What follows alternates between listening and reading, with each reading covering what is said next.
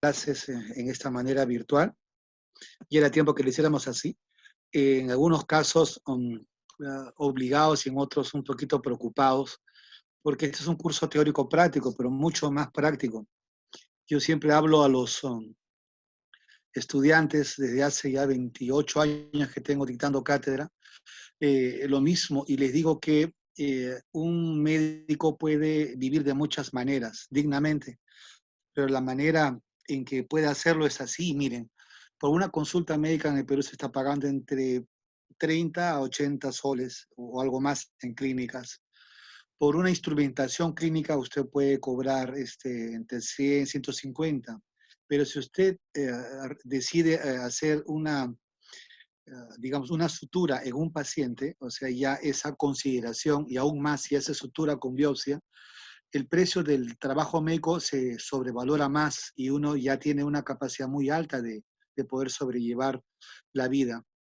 Este curso lo que busca, queridos alumnos, es fundamentalmente dar herramientas que les puedan servir para tener en la vida lo fundamental. El fundamento de la cirugía no es hacer plata, es servir, evidentemente, pero hay que hacerlo con tenacidad y con muchísima técnica.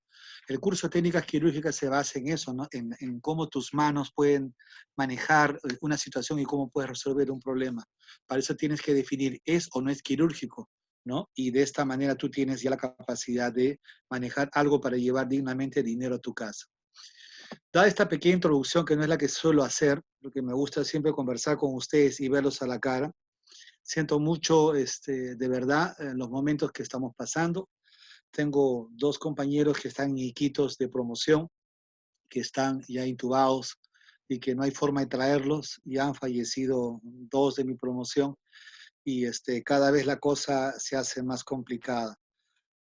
Ustedes saben que los que tenemos más de 60 años tenemos ya un mayor nivel de ECAS, de enzima convertidora de la angiotensina, y más aún cuando se tiene hipertensión o diabetes, esta ECA aumenta y esto atrae poderosamente al virus, que en sí ser una molécula viva, es un elemento que directamente se inyecta y se trasplanta a la membrana celular a través de estas enzimas de la ECA, que aumentan con la edad. 70, 80 ya casi son complejos, ¿no? Es por eso que mucha gente está muriendo y la edad es un factor. Y desgraciadamente, como les decía, la idea pues, con ustedes es vernos en algún momento para poder hacer niveles prácticos. Yo voy a hacer lo imposible por recuperar los videos que tengo con otras promociones. Y si no, finalmente yo voy a empezar a hacer con la delegada una siguiente versión en la cual a través de mi celular voy a pasar y descargar todas las pinzas que ustedes tendrían en la mano si estuviesen ahorita en la facultad. ¿Ya? Y se las voy a pasar como si fuera el examen. Las pinzas, queridos alumnos, van a tener que tener tres niveles de manejo. Primero, tienen que saber el nombre propio de la pinza, ¿ya? Segundo, para qué sirve y en qué tiempo operatorio se utiliza. Y tercero, en qué operaciones la vas a utilizar. Entonces, con eso son más o menos 30 pinzas las que tenemos y separadores, entonces haré que ustedes lo tengan. También voy a ir pasándoles el nivel de videos para que puedan hacer técnica quirúrgica con la mano para hacer nudos.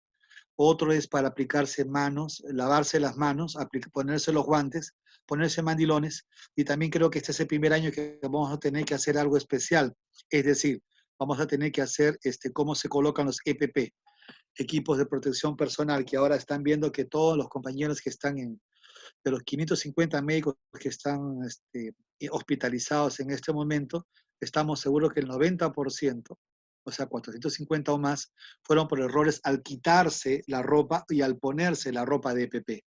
Entonces, este curso va a tener que cambiar, ¿no? Ya hablé con el doctor Blas, que gentilmente a mí siempre me cede este espacio y espero que todos estén de acuerdo en que una forma de salvar la vida es también sabiendo cómo lavarnos, cómo asearnos y cómo hacer la higiene de mano, que es muy fácil. Ya creo que todos lo sabemos, pero tenemos que tener un pequeño momento y les enviaré los videos para que los puedan repasar como parte del curso. Bien, me toca el primer tema, que es anatomía quirúrgica del abdomen. Y para este tema, básicamente lo que tenemos que hacer es empezar a recordar algunas cosas, ¿no es cierto? Uh, la anatomía quirúrgica en realidad es la anatomía que Testit manejaba hace mucho tiempo. Una es topográfica y otra es morfológica. La topográfica es la que se estudia a través de los segmentos. O sea, por ejemplo, ustedes, no sé si lo han hecho, yo en el año 81 llevé anatomía, y en el año 81 se segmentó, el primero era cabeza, luego había miembro superior, ¿no es cierto? Luego había tórax anterior, tórax posterior, y así es la anatomía quirúrgica.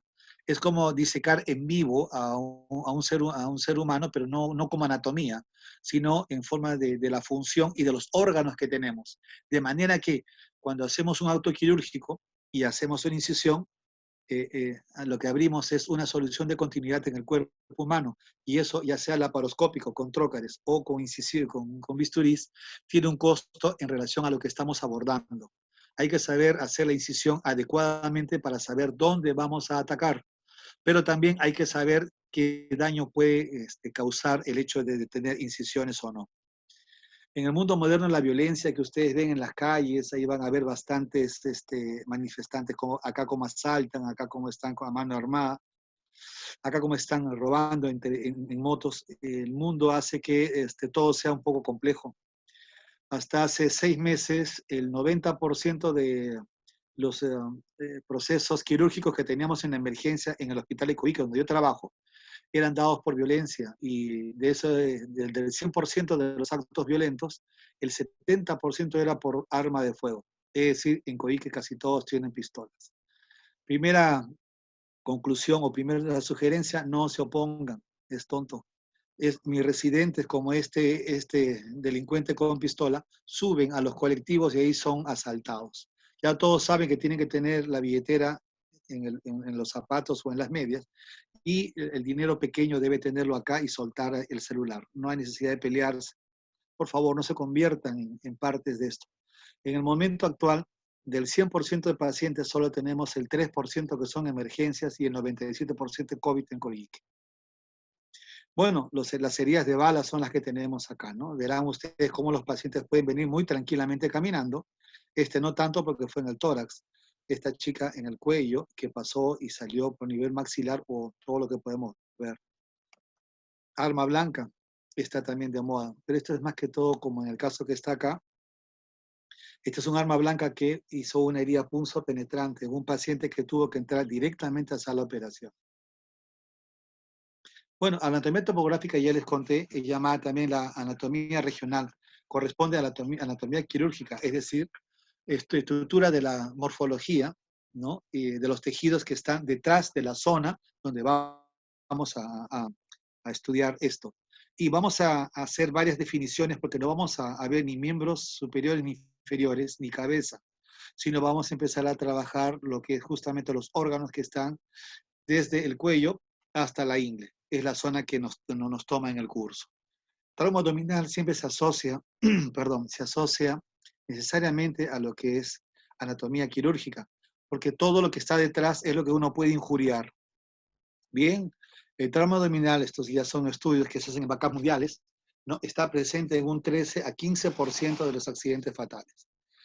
El cerrado representa la mayoría, pero el abierto probablemente es el que más complica a nosotros. Y del 100% de los abiertos, el 70%, el 70% está acá, el 70% son armas de proyectil, armas de fuego, ¿no? Es a nivel mundial. En Coique es un poco más, ¿no? Eso depende de la zona. En San Juan del Lurigancho es mucho más complicado el nivel de violencia. Bueno, sigamos. Anatomía quirúrgica. Esta es la parte que tenemos que ver. En la anatomía quirúrgica van a tener dos elementos. Uno es anatomía externa y otro es anatomía interna. La anatomía externa tiene que ver con 6 elementos que vamos a evaluar. Región tóraco-abdominal, que es la que más trabajo nos da y donde generalmente a todos los biológicos que eran antes perritos, chanchitos y cuyes o conejos, utilizamos bastante para poder trabajar, y bastante bien, ¿no? Ahí se concentra casi el 90% del trabajo. Abdomen anterior, flancos, región lumbar, la pélvica y la glútea. La glútea casi no la tocamos. Y en anatomía interna, que es compartimentos, vamos a ver la peritoneal, la pélvica y el retroperitoneal, que es el más complicado para nosotros. Entonces, esto es lo que estoy esquematizando. Este es un congreso que tuvimos de ATLS, que es Advanced Trauma Life Support, que es el estudio básicamente de las injurias provocadas, ¿no es cierto?, para los pacientes y que requieren un rápido acceso de nosotros. Entonces, en este curso grande, que es teórico práctico y que toma más o menos 3 meses fuera del país, encontramos la anatomía externa. Ahorita solo concentrémonos en anatomía externa. Las regiones son las 6 que ustedes van a encontrar y vamos a verlas. Como se van a quedar con las diapositivas, quisiera que aprovechen básicamente en ver y al final hacer las preguntas del caso.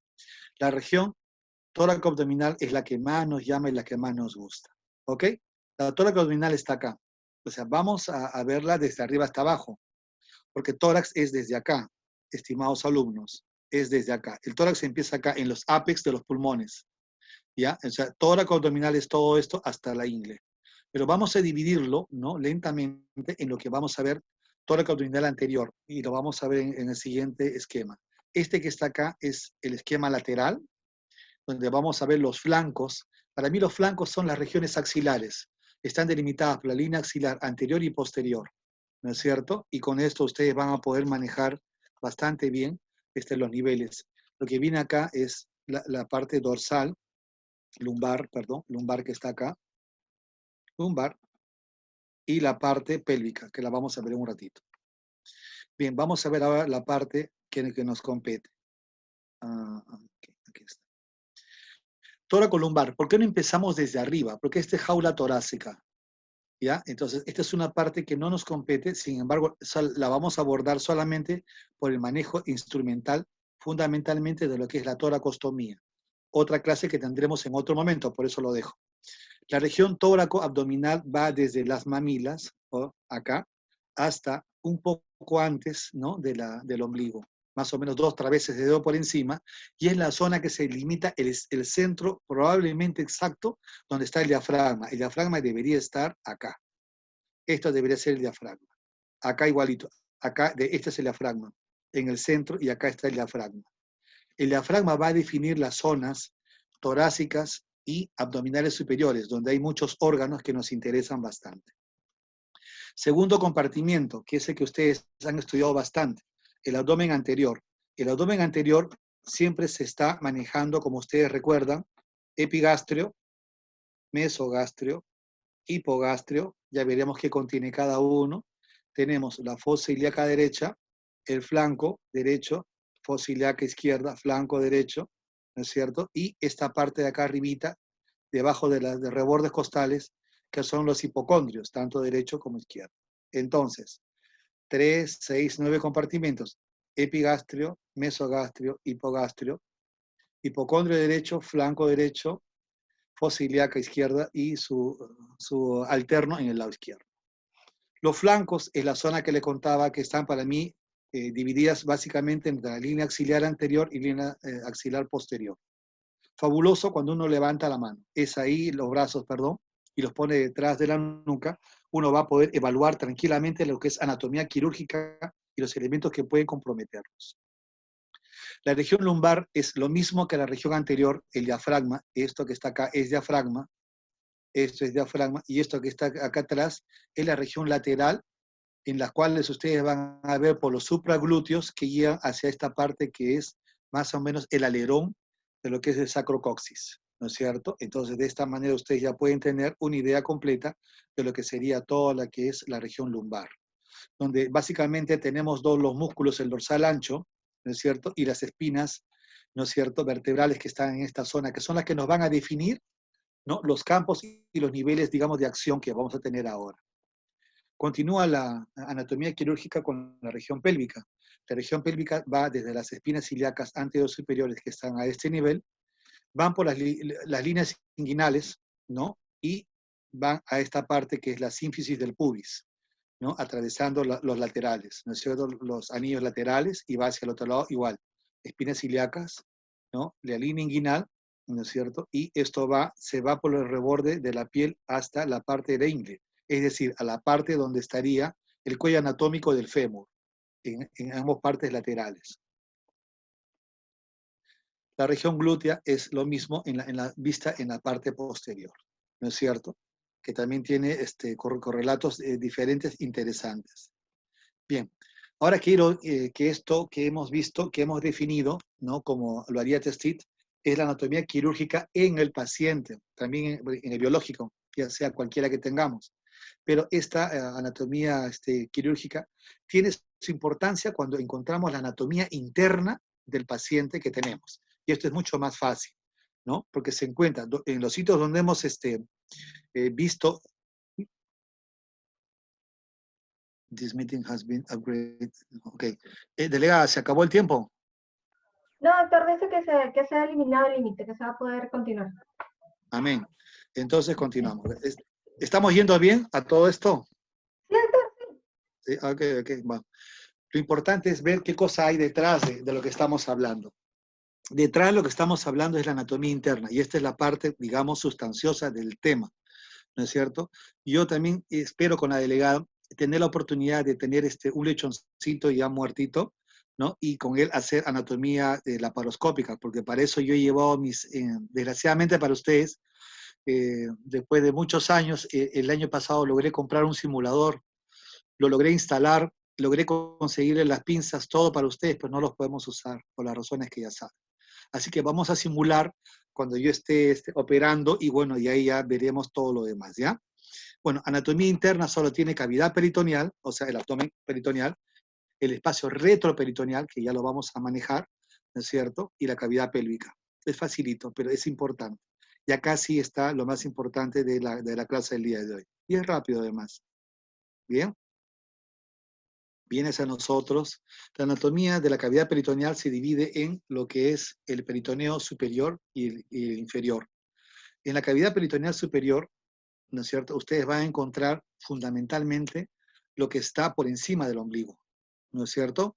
Y por encima del ombligo y muy cerca al diafragma. Lo vamos a ver enseguida.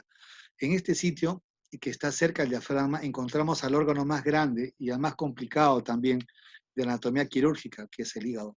El hígado corresponde a esta zona superior como órgano al 40-50%.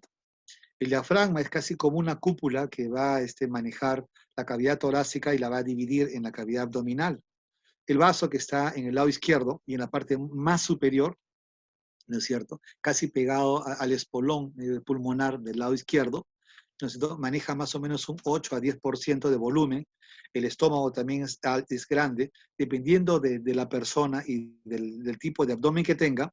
Este estómago puede llegar a tener un compartimiento sin alimentación de un 30 hasta un 70%. Como Testit manejaba cadáveres, nosotros manejamos el 30-40% de volumen.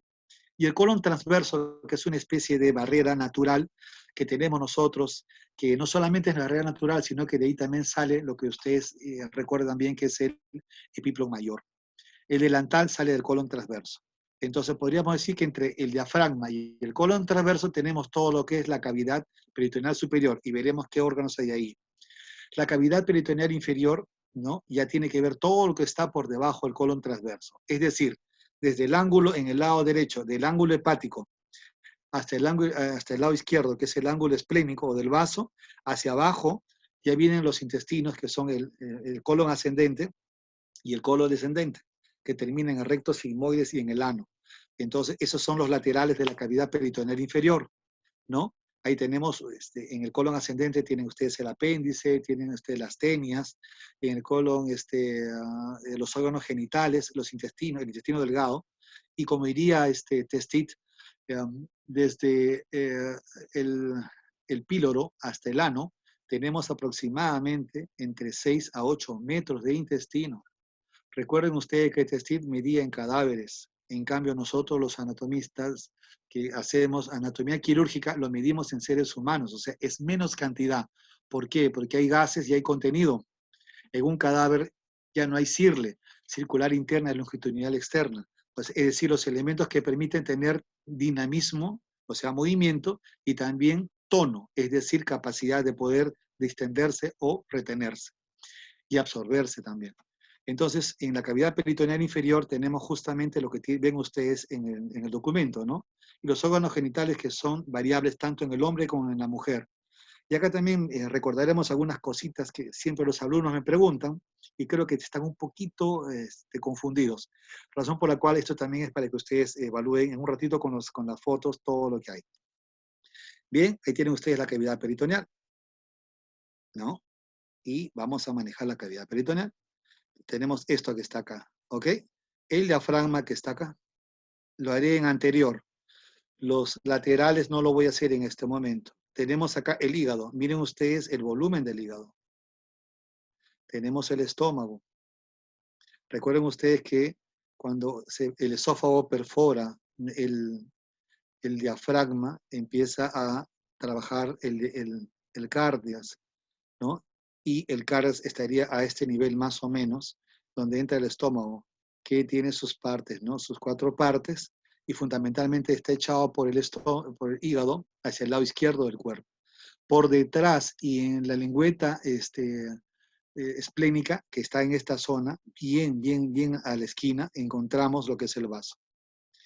Perdón, acá, ya está el vaso. Y aquí estaría el colon transverso. El colon transverso, ¿no es cierto?, va a darnos bastante capacidad para poder manejar lo anterior y lo posterior. Porque la transcaviaris epiprones, que está por detrás del colon transverso y por detrás también del estómago, nos va a llevar al hiato de Winslow, es decir, al retroperitoneo. Pero ahorita lo que necesitamos es entender que tenemos estos órganos acá. Entonces, tenemos la cavidad peritoneal anterior tal como se puede ver en el lado derecho y en el lado izquierdo. Bien, el espacio retroperitoneal es el área posterior de la cubierta. Retroperitoneal es espacio peritoneal y el retroperitoneo. En el retroperitoneo tenemos fundamentalmente la aorta abdominal. Es un tremendo vaso que ustedes saben que con el callado de la aorta que sale del estómago, ¿no?, en el lado izquierdo, hace su callado y después sale. Esta sale por el abdomen anterior, que a nivel del ombligo y un poquito más abajo del ombligo, 1 o 2 traveses de dedo también, esta se convierta en la ilíaca, ¿no es cierto?, que va a ser luego derecha e izquierda, que al pasar las líneas inguinales van a formarse ya las arterias femorales. Anatomía pura. Pero la aorta abdominal es el vaso más importante que tenemos en el retroperitoneo. Bala, cuchillo. Recuerden ustedes que no solamente la arteria aorta, sino la vena cava inferior son los enemigos de los que hacen la paroscopía. Yo he tenido la oportunidad de ver 15 operaciones, todas ellas totalmente intrascendentes, ninguna mía. Pasaba de casualidad de sala de operaciones, caminaba y todos gritaban. Y efectivamente llaman al de más experiencia. ¿Y qué pasaba? Que al poner los trócares que entran por el ombligo, T1, trócar 1, lo primero que abordaban desgraciadamente era la aorta abdominal y la cava. Y era un sangrado que en segundos bajaba la presión, que había que hacer incisión inmediata, con o sin anestesia, eso ya no interesa, tratar de parar el sangrado. De las 15 veces que abordamos, logramos salvar 11. 4 fueron éxitos letales. Desgraciadamente, no siempre uno está en su momento. Bueno, la mayor parte del duodeno está en el retroperitoneo. Duodeno significa 12 traveses de dedo. Así lo manejó Testit. Él midió con su dedo, desgraciadamente no todos son iguales, y dijo que 12 traveses de su dedo eran duodeno, por eso se llama así, históricamente. Y el duodeno tiene 4 porciones. 2 de ellas son retroperitoneales y la segunda porción que nos interesa es la que está en la región anterior, o sea, la preperitoneal. El páncreas es un órgano mayormente retroperitoneal que es el enemigo de todo el mundo, porque cuando tenemos un problema en el páncreas, que es un órgano único, es como el cerebro, el corazón y el páncreas, son órganos únicos, no pueden fallar, no pueden dejar de trabajar, ¿no? El páncreas siempre nos da mucho problema porque no hay que buscar lo anterior. Tenemos que hacer incisión anterior para llegar al estómago, abordar la parte posterior y entrar al páncreas. Pero es un órgano que es retroperitoneal, ¿no?, en el 92% de su dimensión. Riñones y uréteres, ¿no es cierto? Y es lo que tenemos. Y un poco de colon ascendente y descendente. Bueno, esto es lo que tenemos y veremos cómo está. Bien, este es el famoso espacio retroperitoneal. Me encanta ver este video porque ustedes tienen que saber que acá tienen ustedes la aorta. La aorta, como les contaba, se divide en ilíaca primitiva, ¿no? La ilíaca primitiva en ilíaca derecha, ilíaca izquierda. La ilíaca, ¿no?, cuando pasa la cavidad inguinal y pasa ya el anillo crural, ya se va a convertir en femoral. Esa es anatomía. Pero esta es la parte más importante de nosotros, ¿no es cierto? ¿Qué vamos a encontrar? Las venas cavas inferiores, por favor, son inferiores, las que están acá en azulito, carambas, están acá en azulito, está en azulito, y la arteria aorta, ¿no es cierto? ¿Qué es lo que habíamos dicho? Duodeno, este es el páncreas, miren ustedes, una preciosa visión del páncreas anterior. Hemos disecado todo lo que es estómago, todo lo que es hígado, todo lo que son vasos anteriores y portales, y estamos acá, en el páncreas, ¿ya? Tenemos acá el riñón izquierdo, el riñón derecho. Recuerden ustedes que en el páncreas, siempre la cola del páncreas señala el polo del riñón izquierdo, y la cabeza señala, ¿no es cierto?, la parte central del riñón del lado derecho.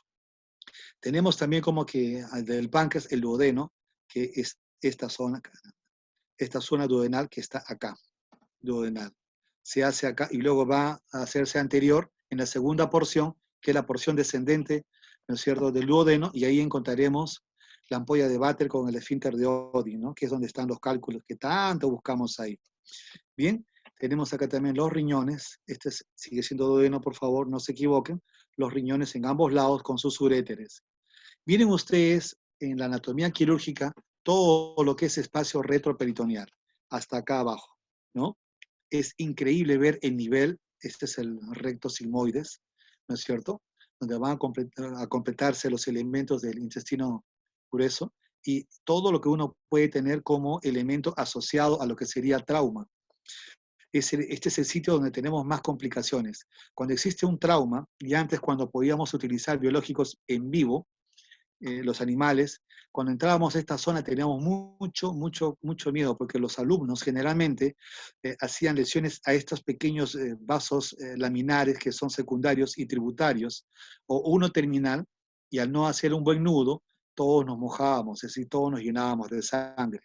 La anatomía quirúrgica en este momento lo que nos busca decir es que esta es la parte más peligrosa en el ser humano y también en los animales. ¿Por qué? Cualquier lesión no es fácilmente detectable. Recuerden que hay que sacar todo lo que está adelante. Segundo, cualquier lesión acá, aparte de no ser detectable, confunde, porque todos los elementos que están acá, bueno, fuera que estuviesen disecados de esta manera, todos tienen serosas anteriores y posteriores, que hacen que sea difícil disecar una de otra.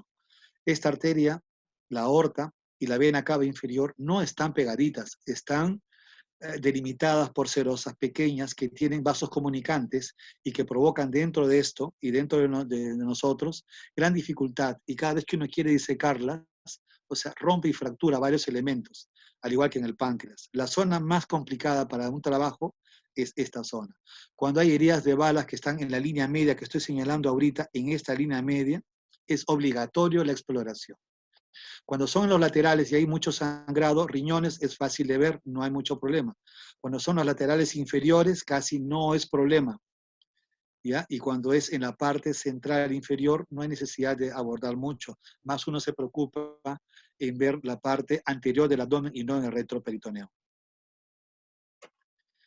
Bien.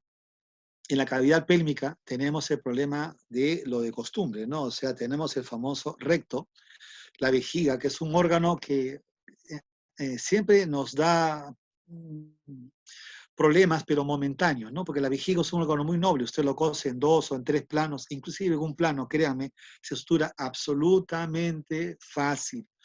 Se le pone una sonda Foley y queda todo. Esto siempre hacíamos con los biológicos.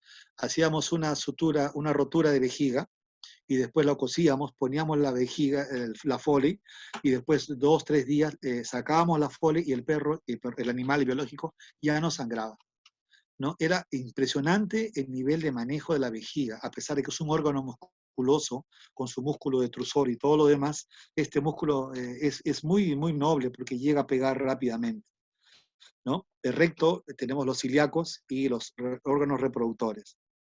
Bien, vamos a ver esto que está acá, cavidad pélvica. En la cavidad pélvica tenemos, como ustedes verán, esta es una dama que tiene acá, ¿no es cierto?, o sea, su útero, sus trompas.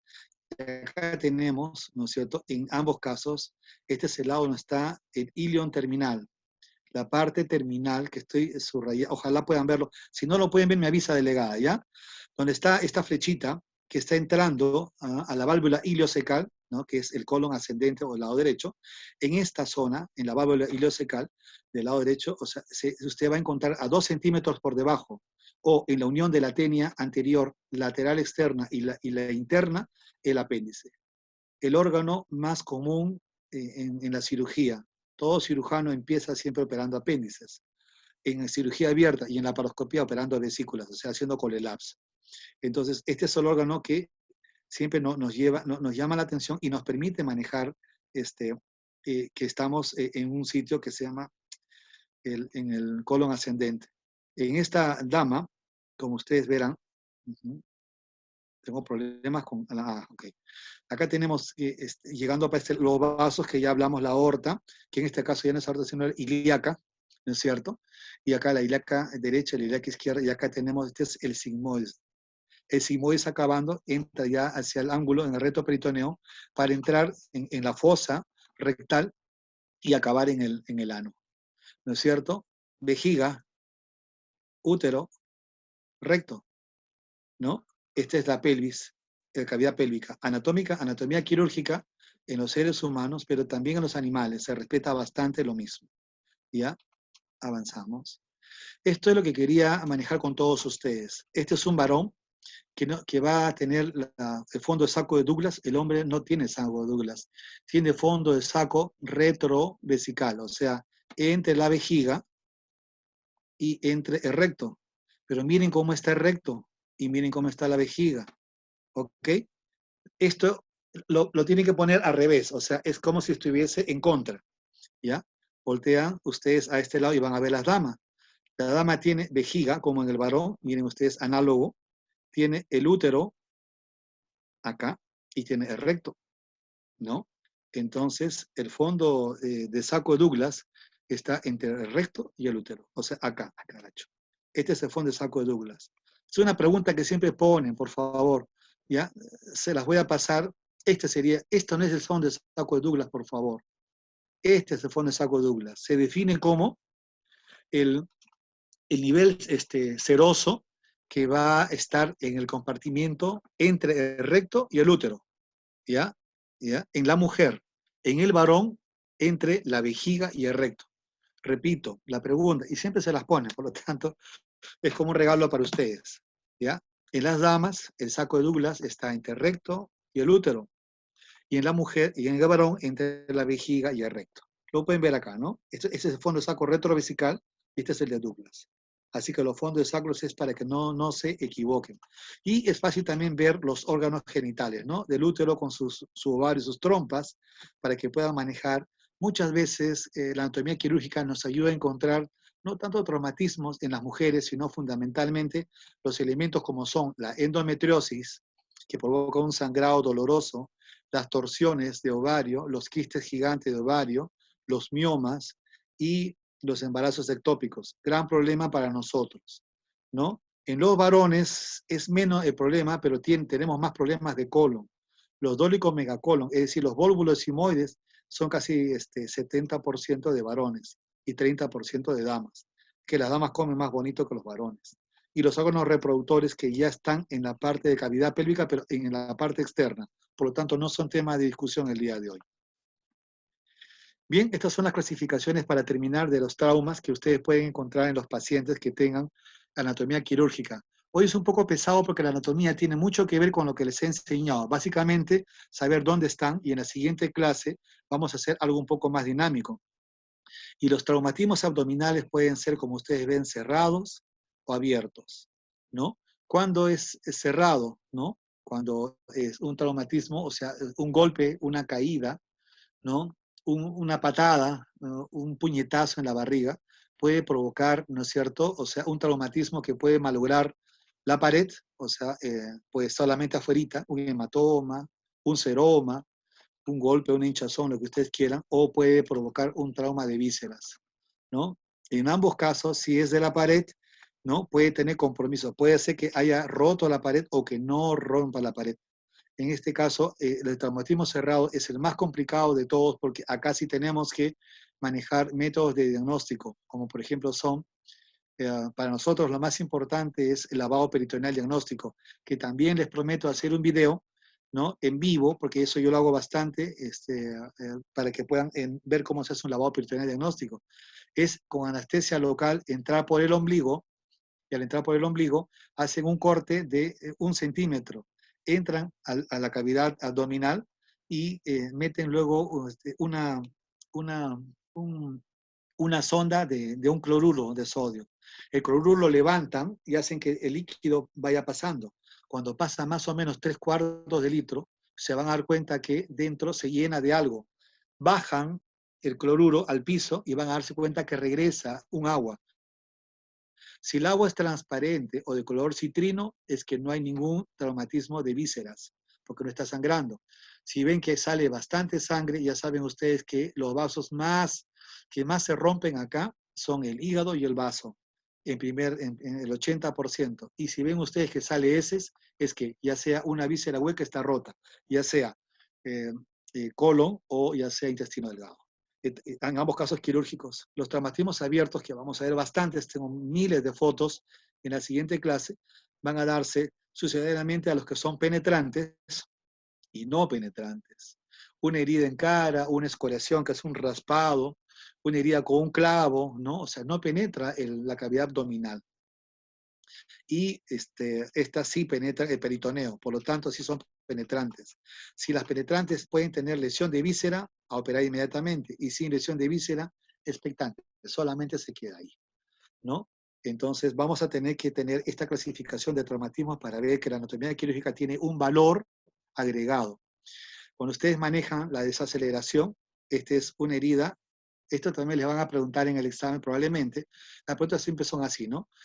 Un traumatismo por desaceleración, se supone que es un traumatismo, en la anterior tiene que decir cerrado, ¿no es cierto? Cerrado, que tiene problema, que tiene injuria de vísceras, ¿es o no quirúrgico? La respuesta es sí. Siguiente pregunta. Un traumatismo con arma contundente, por ejemplo, un puñete, un martillazo, ¿no es cierto? Te da un golpe, ¿no es cierto? Y este paciente ustedes tienen que decir igualito que el anterior, ¿no? Es un traumatismo cerrado. ¿Por qué? Porque no hay nada abierto, pues, ¿no es cierto? Y le ponen de la pared abdominal conducta, si es de la pared abdominal, conducta expectante, sin lesión de pared y con lesión de pared. Sin lesión de pared, simplemente conducta expectante. Otra pregunta que siempre tienen ahí es un paciente que cae de más o menos 2 a 4 metros, independiente, o como en estos casos. Cuando hay explosiones cae un paciente, sale por una onda expansiva, sale, ¿no? Eyectado.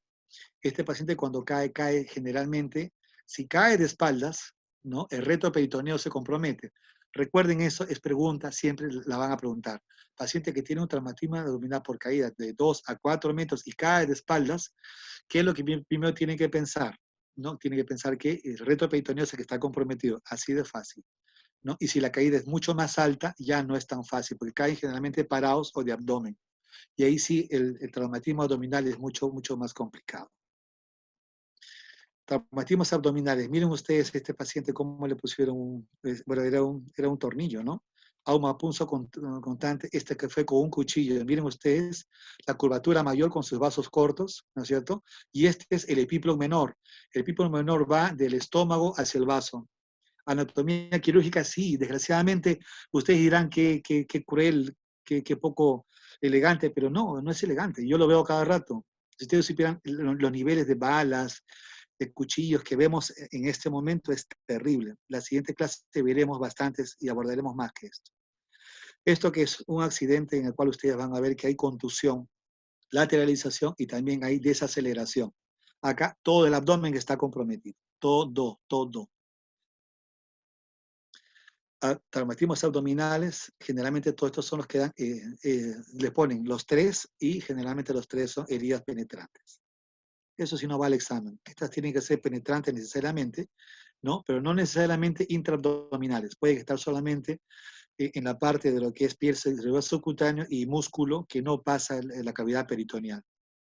Y con esto creo yo que ustedes tienen que terminar manejando los factores de riesgo de órganos.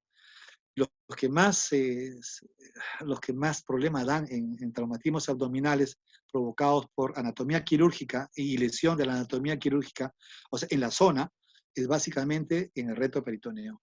Miren ustedes cómo el páncreas, el colon, ¿no es cierto?, provocan los mayores problemas en factores de riesgos. ¿Quién arregla un páncreas? Es igual que arreglar un cerebro o arreglar un corazón. Complicado.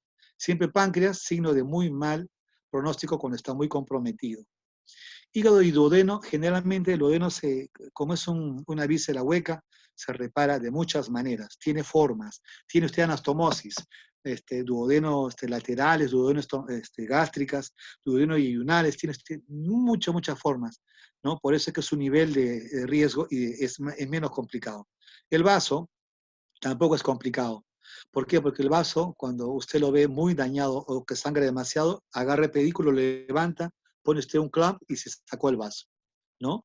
Tendrá un poco de problemas con su inmunidad en el futuro, pero bueno, se saca. El hígado usted lo puede sacar probablemente con mucho esfuerzo el lado izquierdo, porque es chiquito, es el 20%, pero en el lado derecho, una injuria en el lado derecho va a provocar un gran problema. Por eso es que entre el hígado y el vaso siempre esperamos tener más benignidad en el vaso y mucho más malignidad en el hígado.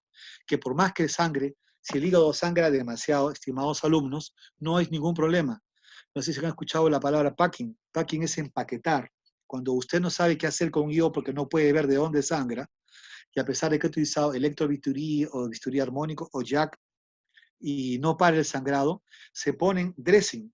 O sea, hacia abajo pone usted 4, 6, 8 y hacia arriba 8 y como un sándwich hace usted hemostasia y cierra el abdomen. Ese packing, que es generalmente del abdomen anterior, cavidad abdominal anterior, es el que más nos preocupa, pero cuando uno ve que el paciente entra en shock, rápidamente tiene que entrar y si no puede hacer la maniobra de suturar hígado, que ya es complicada, lo que tiene que hacer es hacer el packing. Se hace mucho en nuestro hospital. Bueno, el nivel de riñón y uréteres es muy fácil. Al uréter se le pone una sonda y se le saca por donde usted quiera en el abdomen. Mejor sería por, ¿no?, en el pene o la vagina. Y el riñón, si es que es uno, o sea, también es un órgano que tiene un pedículo y sale rápidamente. Y los demás ya no tienen tantos elementos porque tienen muchas formas de ser resueltos. Estos factores de riesgos tienen mucho que ver en el traumatismo y de lo que es la anatomía quirúrgica, y es probablemente el resumen mayor que se puede dar del ATLS. No se olviden siempre cuando manejen, tengan cuidado y abróchense bien los cinturones, sobre todo cuando la esposa habla mucho, espero que no sea su caso. Y en nombre de mi familia, ahí estamos todos, estoy yo, está mi esposa, mi esposa es mucho más joven que yo, y es muy guapa, caramba. Y estas son mis hijas. En la familia, los cuatro, es Andrea, la hija mayor, mi esposa, Tatiana, y Débora, mi otra hija. Los cuatro somos médicos, y los cuatro estamos bueno, ella es neonatóloga, pediatra en el Hospital de Niños San Borja, y estas jóvenes están haciendo ahora su serum, poniendo el pecho para la patria. Agradeciendo su gentileza y esperando las preguntas del caso, me remito simplemente a las preguntas que sean, o si no, yo a la delegada le enviaré 2 o 3 preguntas, dentro de las cuales, no se preocupen, le doy las respuestas también, pero son las que van a ir para el examen. Delegada. Chicas, ¿tienen alguna pregunta? Pueden activar su micro o lo escriben en el chat en todo caso.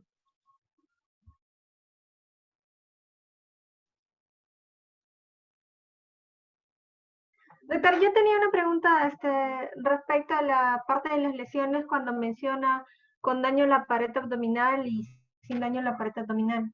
Pero si ya mencionado en la parte superior del esquema decía lesión, o que era un golpe, un traumatismo cerrado y el mismo que se veía que era un golpe en la pared abdominal. Entonces, ¿cómo puede no haber lesión en la pared? ¿O se refiere, por ejemplo, a un corte, ya sea superficial o profundo?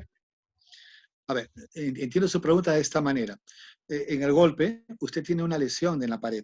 Va a tener lesión, va a haber un hematoma, pero ese hematoma tiene que tener una traducción a nivel de anatomía quirúrgica. La anatomía quirúrgica le tiene que decir a usted 3 cosas, y eso ya es un poco clínica. En primer lugar, no es igual cuando usted golpea en el plexo solar, o sea, en la boca del estómago, a un boxeador que no ha comido y está preparado con unos buenos rectos anteriores. que a una persona que es obesa y que ha comido, digamos, 3 parrilladas y ha tomado 2 cajas de cerveza. Ese paciente tiene el estómago totalmente dilatado. El menor golpe provoca una mayor injuria en el paciente. Entonces, es ahí donde la historia clínica va a provocar una gran controversia entre qué tengo que hacer. Primero, signos vitales, doctora. Te agradecería que haga lo que hacen siempre los grandes médicos. Presión arterial, frecuencia cardíaca, y ahí para. ¿Qué tiene que hacer en ese momento? Esto pasa en todas las familias, ¿eh? Mire, cuando hay un golpe, una patada, una caída, un bicicletazo, yo he tenido familiares que se han dado con la bicicleta en la ingle y tuve que operarlos al final. Entonces, ¿qué se tiene que hacer? Cuando no se tiene nada, hay que hacer mucho. Es el momento en el cual, con 2 cositas nada más, tiene usted que empezar a manejar su clínica. Presión arterial. Si la toma ahora y tiene una presión X y tiene usted la frecuencia cardíaca y tiene una frecuencia cardíaca Y, usted espera 10 minutos y 30 minutos. Si a los 10 minutos la presión arterial baja 20 puntos y la frecuencia cardíaca sube 20 puntos, repito, si a los 10 minutos la presión arterial baja 20 puntos y la frecuencia cardíaca sube 20 puntos, ese paciente está sangrando más de medio litro. Usted puede hacer que tenga ecografías, puede hacer que tenga tomografías, ya tiene que empezar a decir rápido, ¿no? Generalmente nosotros tocamos, hay signos de irritación peritoneal y entramos a sala de operaciones. Entonces, todo traumatismo abdominal abierto siempre se opera. Todo traumatismo abdominal cerrado depende. Pero depende de la rapidez con que el médico, en este caso ustedes, que todavía tienen esa fragancia de la nosología médica, que es la propedéutica o la semiología, ¿no? Saben ustedes ver, observar, tocar, poner el estetoscopio, tienen esa gracia de hacer clínica. Me parece a mí que eso es lo importante en una lesión de tipo cerrado, ¿no? Que puede tener muchas implicancias. Espero que responda a su pregunta, delegada. Sí, doctor. Creo Gracias. que no tienen, los chicos les ha quedado muy clara la clase, no tienen dudas por ahora. Yo les agradezco en nombre de Señor y la Virgen, soy un católico a ultranza, y de verdad soy muy católico. Oraré por ustedes para que dentro de poco tengamos el honor de poder tocarnos nuevamente, aunque sea con guantes, y agarrar chanchitos y enviarles los videos, que estoy con mucha intención de hacerlo. Lo más probable es que con la delegada yo tenga que ir un día, y pueden ir cualquiera de ustedes, 2 más, a mi clínica. Yo soy dueño de la clínica Las Américas en la avenida Arequipa, ahí está. Es un centro quirúrgico muy bonito, para hacer el video y regalarles esto, que es básicamente todo el curso de técnicas quirúrgicas una sesión de 1 hora. Gracias. Doctor, antes de que se retire, hay una compañera que tiene una pregunta. ¿Cómo no? ¿Qué tal? Tenía una duda acerca de lo que había dicho de traumatismo cerrado y traumatismo abierto. Nos había dicho un ejemplo de una persona, por ejemplo, que era apuñalada, o sea, con un arma blanca, un cuchillo. Nos dijo que eso era un traumatismo cerrado. No sé si lo entendí bien ahí o en sí era un traumatismo abierto penetrante. No, es un traumatismo abierto, ¿no? Uh-huh. Todo traumatismo abierto es aquello que provoca una injuria o una solución de continuidad, ¿no? Pero el traumatismo penetrante es aquel que entra a la cavidad abdominal, a la peritoneal, y es la que provoca la injuria o el daño, ya sea un cuchillo, una bala, un sable, lo que usted tenga, si lo puede penetrar, ¿no es cierto? El médico tiene que tener también la gracia del dedo, como decimos nosotros. Todos los alumnos que iban en los tiempos normales a la guardia conmigo, y cuando venía un paciente acuchillado, le ponía anestesia en la zona donde había entrado la bala o el cuchillo, y usaba su dedo. Ponía a través del dedo y decía: doctor, toco intestinos. Pasó el peritoneo. Se opera. No pasó el peritoneo, está solo el musculito, doctor, está adelante. Ok, ese no se opera, vamos a observarlo. Y disculpe si no entendí, yo hablo muy rápido, como soy serranito, soy guaracino, se me escapan muy rápido las palabras, y no quise decir eso, ¿no? El traumatismo abdominal tiene que ver con en qué momento ha injuriado. Si está abierto, hay solución de continuidad en la piel, ya es abierto. Penetrante o no penetrante, el dedo es el que lo define. Ah, ya, correcto, gracias, doctor. Gracias a usted. Doctor, hay una pregunta más. La compañera nos pregunta si podría usarnos un ejemplo de traumatismo cerrado sin lesión de pared. Hay varias. Generalmente la que usted cuando se cae en la ducha, ¿no? Los pacientes usted hace, se cae, nada más tiene un pequeño golpe en la espalda, va al hospital, le duele efectivamente la cintura, tenemos la obligación, como se cayó y se golpeó la espalda, de tomarle un examen de orina y sale que hay hematuria. O sea, eso se llama contusión renal. A mi esposa le ha dado eso 2 veces ya. Está cerca de mí, pues se está riendo. Dice, la pregunta es para ella. Y sí, pasa bastante. Puede usted tener muchas contusiones en las cuales usted no ve absolutamente nada. Hay gente que en estado de ebriedad se golpea y se cae, ¿no? Suele tener sablazos, o los hijitos que a veces a los papás le dan golpes en la barriga. Papás a veces no están preparados y están ahí, ¿no? No se nota la injuria por un hematoma. Es más, ni siquiera hay equimosis, ¿no? Pero los músculos anteriores que tienen reacciones siempre rápidas, porque son músculos, ¿no? O sea, pueden esconder la flagrancia de lo que está adentro. Es decir, ¿no? Puede haber una rotura, puede haber simplemente una contusión, pero puede ser hemorrágica o no. Para eso hay que observar al paciente. Recuerden la regla de la presión y de la frecuencia cardíaca. Para terminar, la frecuencia y la presión.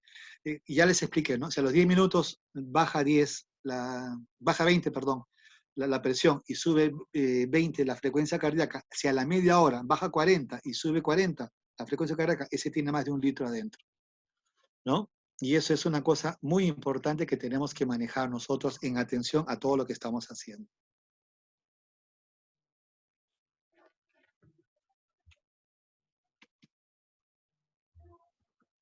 Y ahora sí creo, doctor, que ya nos quedó claro, no hay ninguna otra pregunta adicional. Sí, el doctor Cuyubamba que trabaja conmigo, somos los dueños de la clínica, es villarrealino de corazón y me dice, igual que yo, y me dice que cuando quieran, y cuando pase un poquito de esto y tengan cierto permiso, o sea, vamos a poder estar allá viendo todo lo que es de necesidad, ya para poder ver si en grupos pequeñitos podemos, allá hay mucho sistema de bioseguridad, no se preocupen, ¿no? Y podemos ver los niveles para todos. Si son 30, calculo que en unas 2 semanas podemos ir todos, ¿no? Y estar muy bien protegidos, ¿no? Y tener todos los materiales que tenemos. Allá tenemos laparoscopía. Hacemos allá mucha cirugía laparoscópica. Se llama Clínica Las Américas CIRLAP, cirugía laparoscópica, porque casi el 90% de las operaciones las hacemos vía laparoscópica, ¿no? Y con mucho gusto para ustedes, queridos alumnos. Ha sido un honor nuevamente. Ojalá podamos asistir todos porque todos los compañeros estamos ansiosos por regresar a la práctica presencial.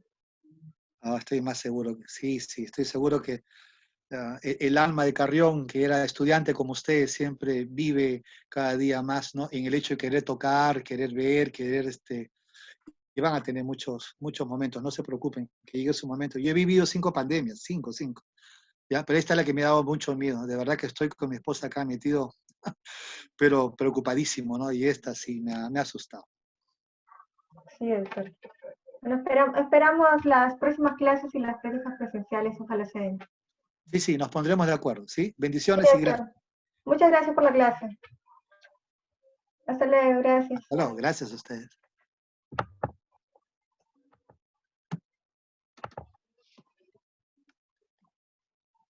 Chicos, no olviden poner sus nombres